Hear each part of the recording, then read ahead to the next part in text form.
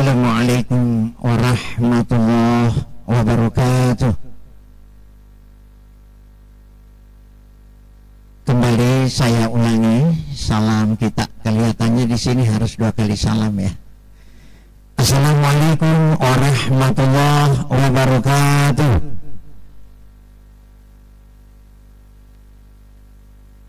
Alhamdulillahi rabbil alamin. Wassalatu wassalamu ala asyrafil anbiya wal mursalin wa alihi wa sahbihi ajma'in, amma ba'd. Wa qala Allah ta'ala fil Qur'anil Karim, a'udzu billahi minasy syaithanir rajim. Bismillahirrahmanirrahim. Ya ayyuhalladzina amanu kutiba 'alaikumus shiyam kama kutiba 'alal ladzina min qablikum la'allakum tattaqun. Shadaqallahul azim.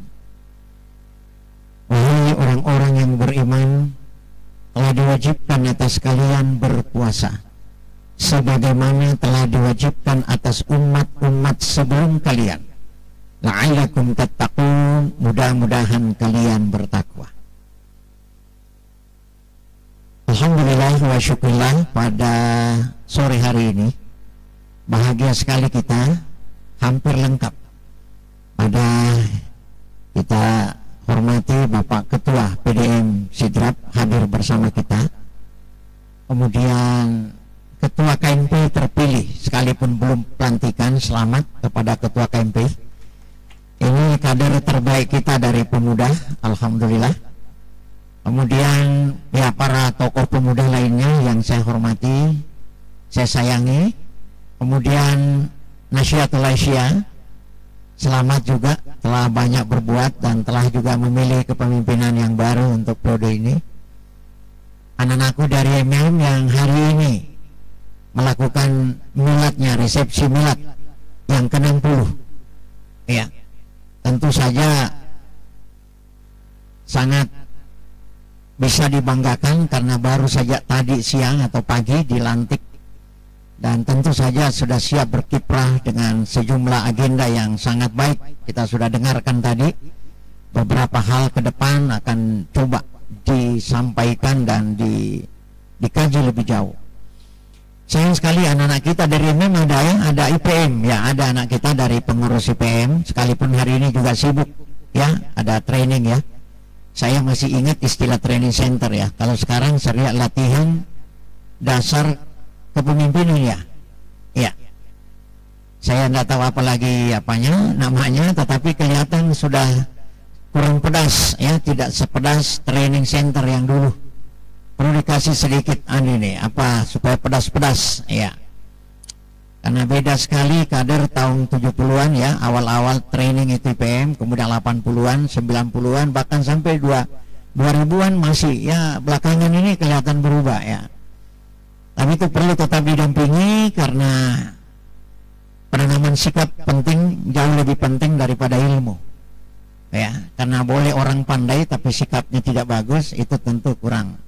Tapi yang paling bagus perpaduan dikolaborasi antara kemampuan intelektual kita dengan sikap imania kita, spiritual kita. Kepada semua yang hadir, yang tidak sempat saya sebutkan, Ibu Aisyah saya kira ada juga mewakili 1-2. Selamat kepada Ibu, karena harinya memang bukan hari ini.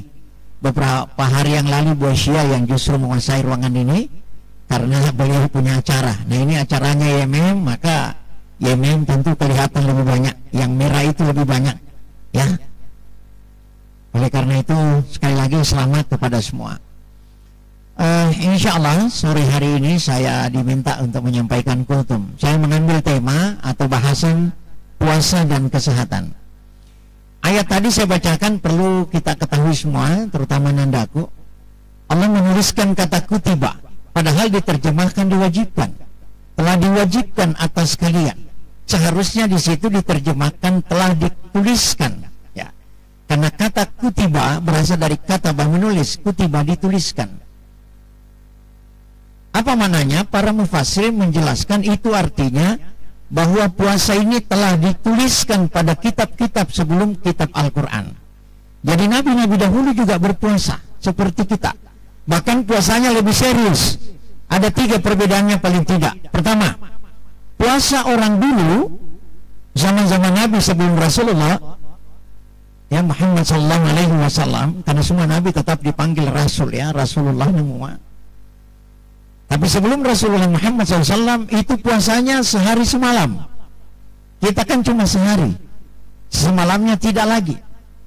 Jadi sehari semalam puasa. Yang kedua, apa bedanya? Mereka tidak sahur, kita ada sahurnya, sehingga kita agak kuat di siang hari. Nah, yang paling berat yang ketiga, tidak boleh mereka dekat-dekat dengan istrinya. Kalau kita alhamdulillah boleh pada waktu malam. Itu 3 perbedaan puasa orang dulu dengan kita. Lalu ada apa dengan puasa? Kenapa Allah mensyariatkan puasa dan Rasulnya? Ternyata memang ada satu hadis, sekalipun sebagian ulama, terutama ulama hadis, menyatakan dhaif, yaitu sumu tasihu, ya, berpuasalah kalian agar kalian sehat. Hadis ini dhaif, lemah secara pensyarahan atau persyaratan tentang sebuah hadis. Tapi kenyataan beda. Artinya apa yang disampaikan di hadis itu betul dalam kenyataan, berbeda tentang kedaifannya. Jadi ada seorang laki-laki namanya Vladimir Nikitin, seorang berkebangsaan Rusia, seorang ahli biokimia, kelahiran Toronto, Kanada. Itu Vladimir bilang, apa itu sampai orang-orang Islam itu, ya, kok capek-capek dia susahi dirinya, tidak makan, tidak minum seharian lagi. Atau juga kalau makan malam kok sedikit makannya. Sampai-sampai ada katanya sepertiga makan, sepertiga minum, kok sepertiga udara. Kenapa disiksa dirinya begitu? Akhirnya dia tes, karena dia ahli biokimia, maka dia kumpul anak tikus yang masih merah. Ya, kalau orang Bugis bilang balau, atau orang bilang belisu. Ini perlu saya jelaskan. Kapan tikus dikatakan balau? Ketika dia lari ke sana. Itu namanya balau. Kalau dia kembali bukan balau lagi, itu namanya balisu. Ya, hati-hati ngomong sama orang tua. Saya juga tahu itu dari bapak saya. Ketika saya beritahu bapak saya, Pak, ada balisu, maka kata dia, nak, bukan balisu itu, karena dia lari ke sana, itu namanya balau. Karena dia lau, pergi, balau. Begitu kembali saya bilang, Pak, itu datang balisu, bilang balau, bilang bukan balau, nak, sekarang balisu namanya. Karena dia sudah kembali. Nah, ini bahasa orang tua, ya, jadi itu menarik itu. Jadi tikus ini juga satu apa namanya, ya, satu kata yang menarik untuk dikaji oleh orang Bugis. Nah, bagaimana itu Vladimir Nikitin? Jadi dia bikin 2 kelompok. Jadi kelompok pertama, tikus yang masih merah ini diberi makan seenaknya kelompok A. Lalu kelompok B diperlakukan seperti orang berpuasa. Dia beri makan sedikit saja, malam sedikit, dan siang tidak makan. Apa yang terjadi?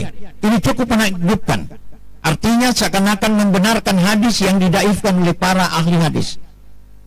2,5 tahun baru ada mulai mati 1 ekor, 2 ekor, 3 ekor, dan akhirnya punah. Setelah 2 tahun tidak mencapai 3 tahun, 2,5 tahun punah semua tikus yang tidak puasa. Bagaimana dengan tikus yang diperlakukan berpuasa?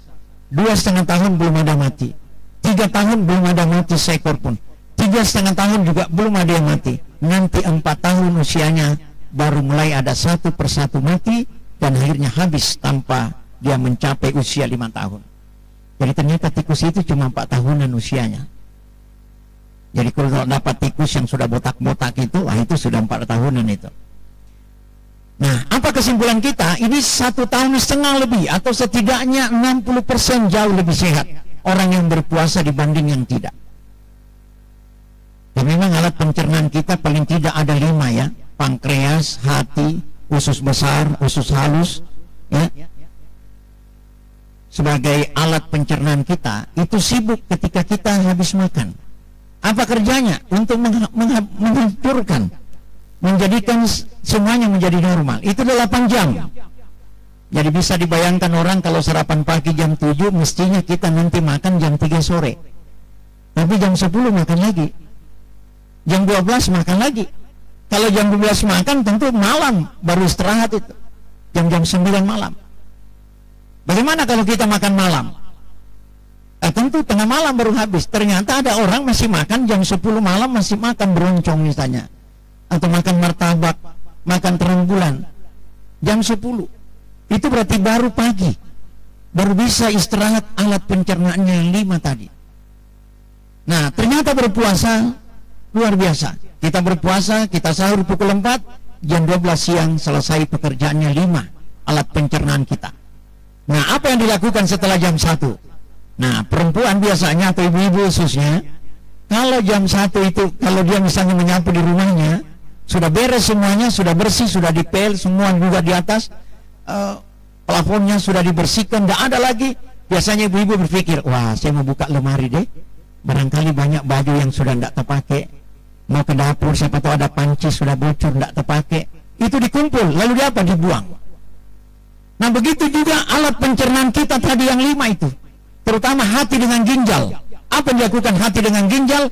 Kalau alat pencernaan secara keseluruhan istirahat jam 1, hati dan ginjal itu bekerja melakukan mengeluarkan dektosia, artinya toksin-toksin yang ada di dalam tubuh kita. Jadi racun-racun dikeluarkan itu. Nah, sama dengan ibu-ibu, kalau beres semua menyapunya, apa yang dilakukan? Bersih-bersihkan lemari yang sudah tidak bermanfaat lagi. Makanya orang yang berpuasa itu insya Allah sehat. Ada lagi seorang wartawan asing ini mencoba mencari tahu siapa orang yang paling sehat di dunia. Jadi wartawannya juga isin juga ini. Dia bilang siapa orang paling sehat ya di dunia. Maka ditelitilah mulai riwayat Nabi Adam sampai Adam Smith misalnya, atau Adam Malik, mulai dari Nabi Isa sampai Isaac Newton. Pokoknya siapa saja, mulai dari pemimpin misalnya Fir'aun, siapa saja, semua yang bengis dan semua yang bijak diperiksa tentang riwayat hidupnya, tentang sehatnya. Indikatornya cuma 2 menurut peneliti ini. Siapa orang paling sedikit sakitnya dan paling ringan penyakitnya. Maka ditemukanlah bahwa orang yang paling sedikit sakitnya dalam hidupnya adalah Muhammad Rasulullah Sallallahu Alaihi Wasallam. Dia temukan, kaget dia, oh ternyata nabinya orang Islam, cuma 2 kali sakit dan penyakitnya ringan sekali, cuma sakit kepala dan sakit demam panas. Kita barangkali kalau dihitung-hitung sudah berapa kali sakit kepala tidak bisa dihitung lagi. Yang namanya sakit demam, waduh, tidak bisa hitung lagi, termasuk demam asmara. Terlalu banyak. Kapan Rasulullah sakit kepala? Ketika pergi berperang, karena berperangnya sepanjang hari, bahkan sampai maghrib Rasulullah berperang, karena panas terik, Rasulullah sakit kepala. Itu penyakitnya pertama. Penyakitnya yang kedua adalah demam panas tinggi. Ketika dia akan kembali ke hadirat Allah, Suri Pamusina, dia minta Aisyah, ya Aisyah ambilkan saya bejana, kasih air. Kemudian Rasulullah masukkan tangannya ke dalam bejana itu, ke dalam baskom itu. Lalu dia berdoa, ya Allah kalau begini panasnya kematian, biar saya saja menanggung panasnya kematian umatku. Coba bisa dibayangkan, Rasulullah sudah mau meninggal dunia masih memikirkan kita, kalau panasnya kematian seperti ini, ya Allah biar saya saja yang tanggung. Tapi datang malaikat atas jawaban Allah, ya Muhammad tidak boleh begitu, orang punya jatah masing-masing. Para ulama kita menetapkan atau memberikan informasi bahwa ternyata orang kalau mau meninggal dunia ada salah satu dari 4. Nah sekarang bisa order ya. Kalau orang tidak terlalu panas, kalau mau meninggal dia terlalu dingin. Makanya ada orang kalau mau meninggal dia tarik terus selimut naik ke badannya karena dia terlalu dingin. Yang ketiga, kalau tidak terlalu lapar dia terlalu haus. Makanya ada orang kalau meninggal dunia minta makan banyak, macam-macam diminta. Tapi ada juga yang minta minum terus karena dia haus. Salah satunya saja. Sekarang saya kira boleh daftar sekarang. Yang mana kita mau? Mau panas sekali kah? Atau dingin sekali? Atau mau lapar sekali? Atau mau haus sekali? Supaya nanti tidak salah pilih, kita mau dingin ternyata panas yang datang. Nah, Rasulullah hanya 2 kali sakit. Coba, kita ini penyakitnya banyak. Kalau tidak tekanan darah tinggi, ya tekanan darah rendah. Kalau tidak stres, ya stroke. Kalau tidak usus buntu, ya usus turun. Kalau tidak lemah jantung, lemah jantan. Nah, coba banyaknya penyakit kita. Dan kita juga tidak tahu sudah berapa pil obat yang kita minum gara-gara sakit. Rasulullah selalu menganjurkan makan saja makanan sehat. Ya, dalam Islam kalau Rasulullah prakteknya itu sering bekam. Kemudian apalagi prakteknya makan kurma. Cuma hati-hati ya, kurma itu tidak boleh dimakan genap, harus makan ganjil. Jadi kalau kita punya kurma 6, kita kasih kawan kita misalnya 3, kita juga 3, atau kasih dia 1, kita 5. Yang jelas bisa berbagi, harus ganjil. Kenapa? Diteliti itu. Jadi rupanya ini kita orang Islam enak ya, karena banyak orang suka kaget-kaget di luar Islam, terutama yang dokter. Diteliti itu. Kenapa kok kalau 1 harus ganjil? Ya bukan karena ada hadis, karena memang ada hadis Nabi, innallaha witrun yuhibbul witrah. Allah itu ganjil dan suka yang ganjil. Jadi dia teliti. Apa bedanya orang kalau makan ganjil dengan genap? Ternyata orang kalau makan genap itu kurma, itu menaikkan gula darah kita. Gula darah kita naik.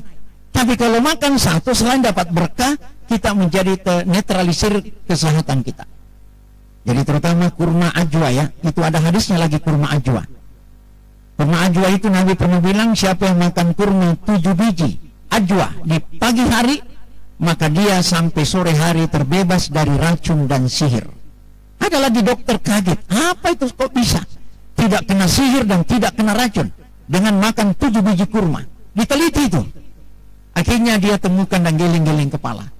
Kenapa? Ternyata orang yang makan kurma ajwa ya, yang sedikit lebih mahal, 7 biji sampai 9 misalnya, itu ternyata aura kita berubah menjadi aura warna biru, aura biru. Nah orang kalau kondisi badannya aura biru, itu tidak bisa kena sihir dan tidak bisa kena keracunan. Baru dia kaget, ternyata betul itu Muhammad, nabinya orang Islam. Dia memberikan ajaran ke umatnya, dia tidak menjelaskan kesehatannya, tetapi kita bertanya-tanya, kok kenapa mesti 7 biji? Kenapa tidak 8? Kan lebih banyak 8. Ternyata tidak. 8 itu justru menaikkan gula darah kita. Ini juga mungkin sebuah pendidikan buat kita. Kalau kita memiliki genap, berikanlah ke yang lain. Karena kalau genap kau berikan, insya Allah dia pasti ganjil. Ya, itu hebatnya angka ganjil ya. Kalau kita punya genap, diberikan itu pasti dia akan menjadi ganjil. Kenapa? Asalkan diberikan juga ganjil. Nah baik, kita lanjut. Jadi beberapa alat pencernaan tadi istirahat ya. Jadi hadis yang saya bacakan tadi secara lengkap ini dari Abu Hurairah. Qala Rasulullah SAW, sumu tasihu. Ya. Jadi dikatakan bahwa berpuasa itu sehat. Ternyata benar, kita sudah bisa buktikan. Kita ini kok berpuasa kok kita bisa. Apalagi yang hebat kalau orang berpuasa. Kita punya lemak-lemak yang ada itu dimakan oleh organ-organ yang lainnya lapar. Jadi terjadi kelaparan yang panjang ini sepanjang hari, maka lemak-lemak yang banyak di tubuh kita itu termakan dan akhirnya kita menjadi sehat. Sel-sel kita yang mati itu terbuang semua. Nah, inilah yang membuat kita menjadi sehat. Dan salah satu yang ini saya sampaikan juga, Nabi dalam kehidupannya ada 7 kebiasaan Nabi yang perlu kita jalankan. Bangun pagi, bangun subuh, kemudian aktif menjaga kesehatan, tidak banyak makan, kemudian gemar berjalan kaki, tidak pemarah, optimis dan tidak putus asa, serta tidak pernah iri hati. Nah, ini iri hati juga masalah ya. Ada lagi hasil penelitian menarik, karena kita tidak boleh mengolah, tidak boleh rakus. Kenapa Allah membagi itu golongan darah? Jadi menarik ini ya. Ada mungkin di sini yang hadir golongan darah 0, atau orang biasa bilang darah O, darah 0 atau O. Ada golongan darah A, ada B dan ada AB. Dengarkan baik-baik. Ini hasil penelitian supaya kita jangan mengolah. Kalau di depan kita ada kambing, ada juga masakan ayam, ada juga ikan, dan ada juga tempe tahu. Golongan darah O atau 0 yang cocoknya dia makan adalah daging dan unggas. Jadi boleh dia makan bebek, dia boleh makan ayam. Jadi golongan darah 0 itu baiknya kamu makan. Yang golongan darah A ini harus tumbuh-tumbuhan banyak. Jadi bagiannya dia makanlah ini tadi tahu, tempe dan sayur-sayuran banyak. Golongan darah B hanya ini yang boleh makan kambing. Ya, golongan darah B. Jadi golongan darah B jangan kaget, itu golongan darah A kok teman saya kok makan sama-sama. Saya makan kambing sama-sama kok tidak pusing, saya jadi pusing. Iya, karena kamu golongan darah A, dia golongan darah B. Jadi golongan darah B itu cocoknya makan kambing. Jadi kalau di depan kita ada macam-macam makanan, kambing tuh, ayo, karena saya tahu kamu golongan darah B, tapi makan ini. Nah, apa bagiannya golongan darah AB? Ikan. Nah, golongan darah AB cocoknya ikan banyak dimakan. Jadi ini cocok yang tinggal di dekat pantai. Jadi sekarang perlu kita latih makan diri kita, jangan banyak. Boleh sih makan, tapi jangan terlalu banyak. Tapi orang yang boleh makan banyak kambing, yang golongan darah B. Ya. Yang boleh makan ayam banyak, ya golongan darah 0. Ini golongan darah A yang banyaknya biji-bijian, daun-daunan, ya vegetarian lah. Makan tahu, tempe, itu paling bagus dia makan banyak. Dan golongan darah AB yang cocok sekali makan ikan. Jadi orang-orang yang tinggal di pantai tentu sangat baik untuk dia nikmati itu. Ya. Baik, jadi ternyata hidup ini dengan berpuasa, dengan sikap hidup sehat, saya kira penting kita jalin dengan baik dalam kehidupan kita. Ada lagi menarik ini saya sampaikan terkait dengan kebiasaan sehat ini, tentang memakai emas. Laki-laki kan tidak boleh pakai emas. Di sini ada hadis Nabi, an Nabi Musa anna Rasulullah sallallahu alaihi wasallam ukhilla zahaba wal harira li inasin ummati. Saya halalkan emas dan sutra untuk umatku yang perempuan. Wa hurrima ala zukuriha, dan saya haramkan untuk umatku yang laki-laki. Berarti kita kalau pakai cincin boleh, tapi perak, tidak boleh emas. Coba, ini lagi ada seorang dokter dari Jerman meneliti ini. Kok kenapa emas tidak boleh dipakai laki-laki? Kan dia yang punya uang dan dia bisa beli. Kok kenapa tidak boleh pakai emas laki-laki? Tidak boleh pakai sutra. Diteliti itu. Dokter Jerman ini meneliti, serius sekali dia teliti. Ternyata ditemukan bahwa ternyata cincin emas atau gelang atau kalung emas atau apa saja yang namanya emas kita gunakan dalam waktu yang lama, ternyata ada zat yang masuk di kulit kita, dan kulit kita itu menghantar itu zat sampai naik ke otak kita, dan akhirnya terjadi penyakit yang namanya Alzheimer.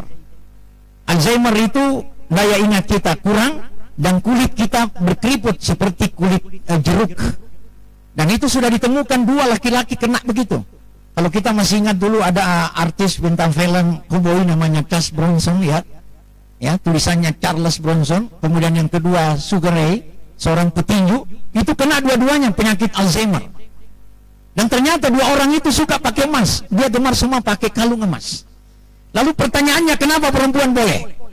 Nah, ditemukan juga bahwa ternyata perempuan boleh karena perempuan ada masa menstruasi, ada haid. Ketika perempuan haid, zat itu keluar, tidak naik ke otaknya, tapi keluar. Ya, kecuali kalau laki-laki di sini menstruasi boleh pakai emas. Karena ternyata yang mengeluarkan itu lewat itu tadi, lewat menstruasi. Adapun toksin-toksin yang kita bahas tadi, bahwa racun-racun tubuh kita keluar melalui apa? Melalui urin kita, air kencing kita, ya. Jadi kencing kita kalau puasa banyak itu racun-racun dari tubuh kita keluar selama kita berpuasa. Jadi bahaya tadi yang ditimbulkan oleh emas yang bisa naik sampai ke otak kita itu terhenti keluar ketika perempuan mengeluarkan darah haidnya atau menstruasi. Jadi kalau ada di sini, maaf, kalau ada di sini sudah usia nenek-nenek tidak lagi menstruasi, maka itu sama dengan laki-laki statusnya. Jadi emasnya dikasih cucunya. Ya, jadi perempuan tidak boleh lagi pakai emas lama, hanya pakai ke pengantin, pulangnya harus buka segera. Nah, ada penelitian lagi menarik satu, ingin saya sampaikan, ini menarik sekali. Ada seorang peneliti, dia seorang ahli dari Universitas Einstein College, ya. Itu namanya Robert Wilhelm. Apa yang dia lakukan itu?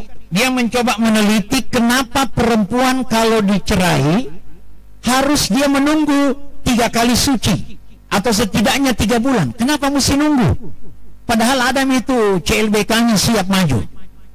Ya. Kan biasa orang kalau janda kan ada yang mau lamar, apalagi yang pernah dulu ada hubungan lama tapi terputus karena kemauan orang tua, tidak jadi beristri dengan perempuan itu. Tiba-tiba dia janda, dia mau datang melamar, tidak boleh. Islam harus menunggu 3 kali suci. Dia teliti itu. Robert ini meneliti itu. Kenapa bisa? Dalam Islam kok tidak boleh orang menikah, padahal kan sudah tidak ada suaminya. Diteliti, ternyata ditemukan, ya, bahwa ternyata di tubuh wanita ini, maaf, termasuk di tubuh laki-laki, ada bekas-bekas tangan kita tidak hilang. Nanti 3 bulan lebih baru hilang bekas-bekas tangan suami di badannya. Yang kedua, bekas-bekas apa? Cairan yang masuk di rahim perempuan itu belum seluruhnya keluar, dan itu masih bisa terjadi pembuahan selama 3 kali suci itu. Itulah sebabnya perempuan harus menunggu 3 kali suci baru boleh mendapatkan suami. Kenapa? Karena kalau dia bersuami dalam waktu dekat tidak selesai 3 kali suci, maka dipertanyakan anaknya. Boleh jadi yang jadi itu percampuran antara bibit pertama dengan bibit kedua. Dan kalau itu terjadi, kita tidak tahu siapa bapaknya anak ini. Di situ dia kaget. Waduh, luar biasa itu Islam. Ternyata 3 bulan itu bekas-bekas jari kita, tangan kita, di badan istri kita, ya termasuk yang masuk dalam perutnya, di rahimnya, itu nanti hilang setelah 3 bulan atau 3 kali suci. Akhirnya dia semangat meneliti. Dia teliti Afrika, wanita Afrika yang muslimah. Dia teliti. Ternyata ditemukan hanya 1 kali bekas-bekas tangan di badannya. Dia bilang, hebat wanita muslimah. Sekalipun dia orang Afrika, dia menjaga kehormatannya. 1 saja bekas tangan, 1 saja bekas tangan laki-laki di badannya. Akhirnya dia iseng lagi. Dia cari lagi perempuan-perempuan sukarelawan Amerika yang bukan muslimah. Dia teliti. Ternyata macam-macam. Ada yang 3 bekas tangan, ada yang 4 bekas tangan laki-laki di badannya.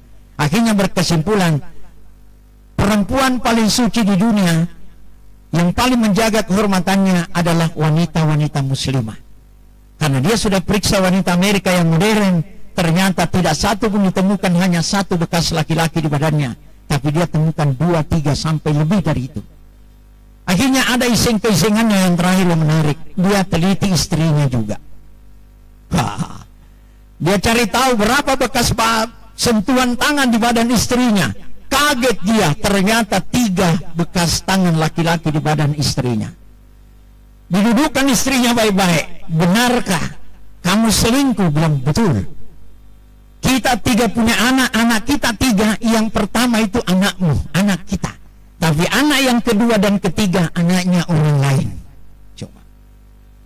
Suaminya sempat marah, tapi dia ancam. Dengan penelitian ini, saya mau masuk agama Islam. Kamu mau masuk atau tidak, kita pisah. Tapi istrinya mengatakan, jangan pisahkan saya. Saya mau tobat, saya mau masuk Islam juga. Dari peneliti Robert dengan istrinya mengucapkan 2 kalimat syahadat atas penelitian tentang betapa perempuan yang dicerai oleh suaminya tidak boleh langsung menikah kecuali menunggu 3 kali quru atau 3 kali suci.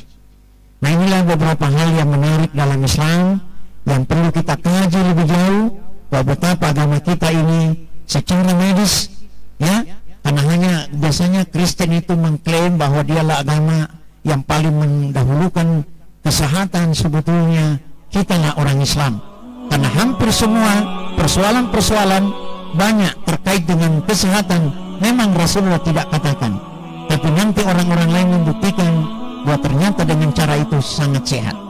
Termasuk diantaranya anakku yang suka sahur terlalu cepat. Dengarkan sabda Nabi, sahurlah agak belakangan. Kenapa? Karena Nabi mengharapkan kita sesudah sahur pukul 4 misalnya tidak tidur, karena orang yang tidur sesudah makan itu berbahaya, ya. Paling cepat orang tidur sehabis makan 2 jam. 2 jam. Jadi kalau ada yang makan martabak malamnya jam 10, ya nanti jam 12 baru tidur. Tidak boleh habis makan langsung tidur. Apalagi makan sate.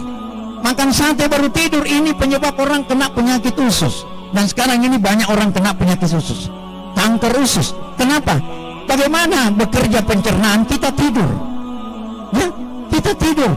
Jadi dia tidak bekerja normal, termasuk paru-paru. Kenapa Nabi mengharapkan kita bangun malam? Wa minal laili fatahajjat bihi nafilatan lak asa ayyabasa rabbuka maqaman mahmuda. Ternyata bukan persoalan ibadah saja, nafilatal lak, ibadah tambahan, tapi ada bonus tambahan. Ternyata diteliti, paru-paru kita pukul 3 malam sampai jam 5 bekerja maksimal paru-paru kita, jam 3 malam sampai jam 5. Nah, orang yang bangun pada waktu itu dia akan sehat, paru-parunya sehat, dan insya Allah kalau dia bangun, kalau dia pergi mengaji, dia salat malam, dia akan mendapatkan ilmu yang banyak. Terakhir saya tutup kisah Pak Habibie. Pak Habibie itu pernah bercerita, saya waktu ke Jerman dulu kuliah, saya kaget kok kenapa ada orang dua ini selalu kalahkan saya, satu laki-laki satu perempuan. Dia cari tahu kenapa bisa, sering dia intip itu kalau malam dia cari tahu apa dia kerja ini. Oh ternyata akhirnya juga laki-laki ini dengan perempuan ini mengungkap bahwa rahasianya, Habibie, saya kalau jam 3 malam bangun, sudah bangun saya mandi malam, sudah itu saya membaca Al-Quran. Kaget Pak Habibie, kenapa kamu mengaji? Nah kamu orang Yahudi. Bilang betul, ini kebiasaan kakek kami. Kakek kami mewasiatkan ke kami, kamu sekalipun bukan Islam, baca Al-Quran. Dan sekarang diteliti juga, membaca Al-Quran dengan suara keras itu mencerdaskan otak kita. Ya, neuron kita, sel-sel otak kita berkembang membaca Al-Quran dengan suara keras. Kita dengarkan bacaan kita. Habibie contoh itu. Jadi dia bangun malam, dia mandi, dia mengaji, dia salat malam, baru dia kalahkan dua orang Yahudi ini. Disitulah mulai dikalahkan Yahudi ini karena kebiasaannya bangun malam, baca Al-Quran, mandi jam 3 malam, itu membuat sehat. Ya, jadi bukan mandi jam sudah Isya atau sebelum maghrib atau sesudah maghrib, itu mandi yang tidak sehat. Mandi yang sehat adalah jam 2, jam 3 sampai pagi, itulah mandi yang sesungguhnya. Saya kira itu barangkali yang saya bisa sampaikan. Mudah-mudahan banyak hal yang tentang kesehatan kita, kalau kita kaji, kita teliti, ternyata agama kita sangat memberikan nilai kesehatan dalam kehidupan kita, termasuk puasa kita ini. Dan ada satu pesannya, sebetulnya lain kali kalau menyiapkan buka puasa jangan yang dingin. Itu sebetulnya tidak sehat kalau dingin. Bayangkan ini, alat pencernaan ketadik siap, tapi tiba-tiba disiram dengan dingin, dia kaget itu. Kaget. Harusnya yang biasa-biasa saja. Kemudian makan yang manis-manis kalau ada. Ya. Air putih sebetulnya. Jadi lain kali kalau buka air putih saja, ada dua keuntungannya. Pertama sehat, yang kedua dompetnya juga sehat. Ya, ini kan mahal ini. Oke, saya kira itu barangkali. Terima kasih. Mudah-mudahan apa yang saya sampaikan ini kepada kita semua yang hadir, kepada IMM, Amindaku semua, pimpinan cabang IMM Kabupaten Sidrap, selamat di miladnya hari ini. Dan mudah-mudahan apa yang sedang diemban ini, terutama kepemimpinan yang baru, bisa memperjuangkan sesuatu yang bisa lebih bermanfaat banyak, terutama kepada yahdanya. Kami ada kader-kader pilihan.